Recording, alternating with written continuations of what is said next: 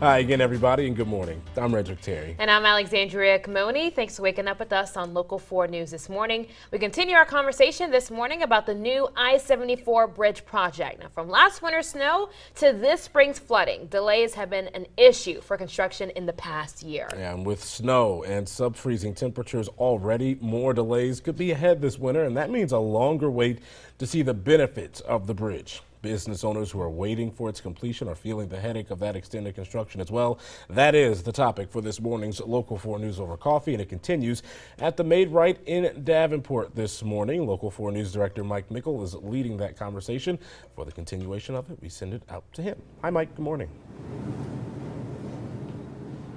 Good morning, Redrick. Good morning, Alexandria, and good morning to all of you. Welcome to Local 4 News Over Coffee. We are currently at the Made Right at 53rd and Jersey Ridge. We've got a great group here talking about the positive things that we're seeing going on in our community, specifically in Moline and in Bettendorf. And I'm going to talk to my friend Jeff Ryder. You're not busy at all, are you? That little TBK center that you've got in the north part of your city, and then what you've got going on downtown? Yeah, we're blessed to have the development, the growth that we do have right now. It's a great time to be in Bettendorf and the Quad Cities.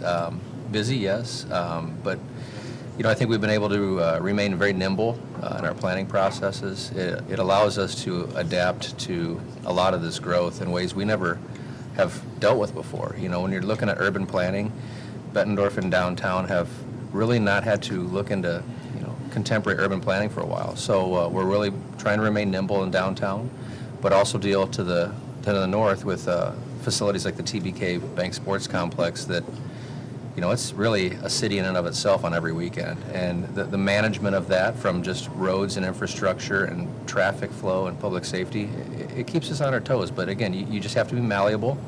And if you want the good, cool, new growth that makes us an awesome region, you really have to work with people. So we're doing our best. I just remember the initial conversations about that. And then, man, when it started, I don't think anybody could believe how quickly that huge complex went up. Right. Yeah, I think the fact that we have Mr. Mayor here is laughing a little bit. It was quite an expeditious process. It was an expeditious process, a developer that really wanted to stick to his timeline.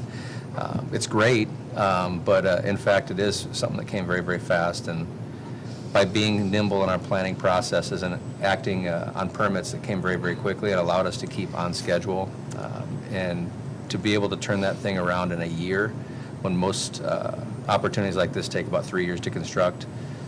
It was really something. Well, it seems like every couple of weeks, and I know that's an exaggeration, but it feels like it, Mayor, when you drive past there, oh, there's a new business out here now. I mean, there's a lot of growth around that center now. Yeah, that was part of the planning. We knew that if we were able to put the type of quality youth sports complex together, you would have the businesses and the hotels come join it. And $38 million of economic development next to and on site. That TBK Sports Complex is already there. So you're going to look for a couple of corporate hubs coming up. You've got 2 new buildings going up right there. And I think you're going to have some excellent opportunities on those other 3 of the 4 corners at Middle Road and Forest Grove. Mike, I'm sorry, can I put a quick plug in? Sure. The really cool thing about that complex and what it's done, obviously the tourism impact, but if you look at all those businesses that are neighboring there, they're the local entrepreneurs and business owners that are taking a huge risk. And you'll see the big chains coming and the major franchises, I believe, but it's really cool to see our local investment, our local business owners being the ones to dabble their toe in the water first. It was really neat. QC Coffeehound has been in Bettendorf for quite some time. They've just been farther down the street, and now to see them out there as well. But they haven't moved. That's the other positive, right? They're keeping those locations and adding. This isn't about moving businesses from one city to the other because of the new happening. So I think, to your point, that's also a fantastic thing to think about. I really don't want to underestimate that. It's really cool to see the local investors taking that risk. It's been awesome. Freshie and Red's Threads just opened last week. You've got the Foundry that are out there, Oscar's Bar. I mean, those are all local kids. I say kids. Sorry if I offended those guys. They're all friends, but they're younger than are we, and they're working hard at building their business. Well, they're the perfect ones to do it because they understand what that younger group is looking for, too. And so it's, I never drive by there and see an empty parking lot. So clearly what they're doing is working. No, exactly. I like it. So then, how do you take that momentum and bring it south to the downtown area? A little different. It's a little different momentum. I think City Council's #1 priority right now, and has been for a couple of years, is creation of a destination for entertainment and living downtown. You heard me say it earlier. And really, our celebration of what joins all of us, our greatest asset, the Mississippi River. Bettendorf has not had a downtown. We're well aware of that. We're working hard to join our friends in the other Quad Cities to create a spot uniquely Bettendorf that fits as a puzzle piece into this wonderful landscape we call the Quad Cities. We really want to work with the landowners down there, and we're getting closer every day. So that's something that unfortunately we can't necessarily control because we don't own the ground that surrounds the casino. That's really the big piece that we call Riverfront. But we've been working with the Goldstein family. We've been looking forward to seeing something in the near future. Our fingers are crossed that they're still on the path that they suggest they might be on so that we can get there. Certainly positive movement Yes. going on down there. You can see that. You know, we talked about needing housing for this younger group of people that are moving in, but we also pride ourselves on diversity. So when we're talking about diversity, I got to come back and talk about Mercado on 5th. Yes. And tell me what it brings to the Quad Cities that we've been missing before it really developed into Well, what it is. it really has, on its of its own accord, become a cool place, and it also is a place that celebrates inclusion. You know, you have people from a very diverse cultural background that enjoy the same space and share it together. So it really is a beautiful thing. I like seeing it, and I like Yes. hearing about all the fun stuff that's going on down there as well. And then you guys continue to grow in your own right. You're looking for new things, I would guess, every day. So tell me, as we start to look forward to that bridge being completed, what's Moline going to be when it's fully grown?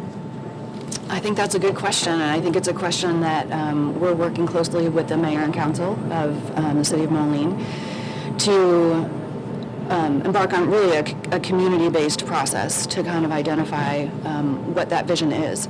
So if you want to think about it in two different ways, we have public spaces that could potentially be created by the physical presence of the new bridge. There are also development sites that are created. So there's a significant development site that will be created just at the foot of the bridge. So when you exit on River Drive, there's probably a 5-acre site that will be available for development. So I think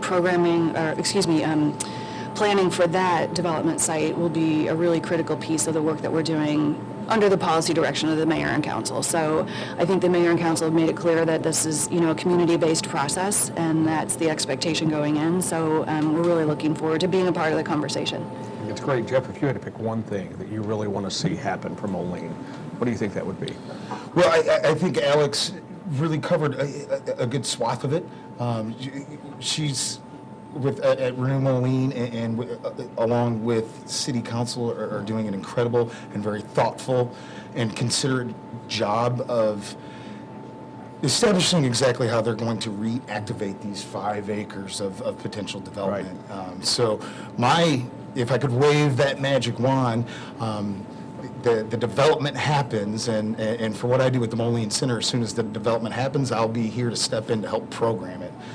I think there's going to be an incredible amount of potential that can happen there in that I-74 realignment zone that we're working towards. It's not every day, certainly not even once in a lifetime, that 5 acres of development become reactivated right in your downtown. I'm losing my watch right now. That's what time it is. But I'm so excited. It's going to be fun to watch, and certainly the best really is yet to come for downtown Moline with all of this happening with the I-74 bridge project. I'm loving the conversation, and we're not finished. We've got a financial guy here. We're going to talk to him about the finances behind all this stuff right after this break.